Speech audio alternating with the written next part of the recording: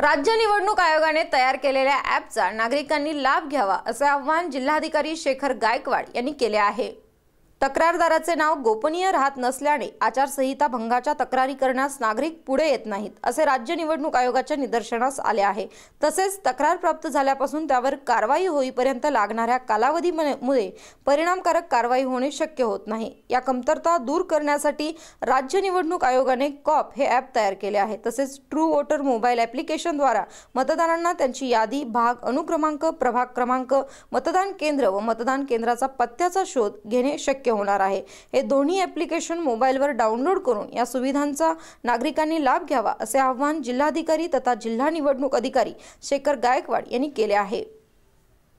संरक्षणमध्ये सर्वेक्षणच्या बाबतीमध्ये आता स्पर्धा सुरू झाली आहे आणि आपलं शहर सगळ्यात सुंदर कसं होईल अशी कल्पना घेऊन या संदर्भात केंद्र शासनाने बनवलेलं जे ॲप आहे त्याच्यावर जास्तीत जास्त लोकांनी अस्वच्छतेबद्दलच्या तक्रारी नोंदवाव्यात आणि त्याची स्वच्छतेबद्दलची कारवाई महापालिकांनी पूर्ण करावी अशा प्रकारचं हे रँकिंग आहे। आणि असं रँकिंग हे लोकांच्या हातात आहे। आता ते खाजगी NGOच्या हातात नाही, कोणाच्या एक दोन माध्यमांच्या हातात नाही, संपूर्णपणे नागरिकांच्या हातात ही व्यवस्था देण्यात आली आहे। यामध्ये आता जे रँकिंग करण्यात आलं आहे त्यामध्ये महापालिकांमध्ये सांगली कुपवाड महापालिकेचा आता 3रा क्रमांक आहे। पुणे महापालिका आणि नवी मुंबई महापालिकेनंतर सांगली कुपवाड महापालिकेचा 3रा क्रमांक आला आहे।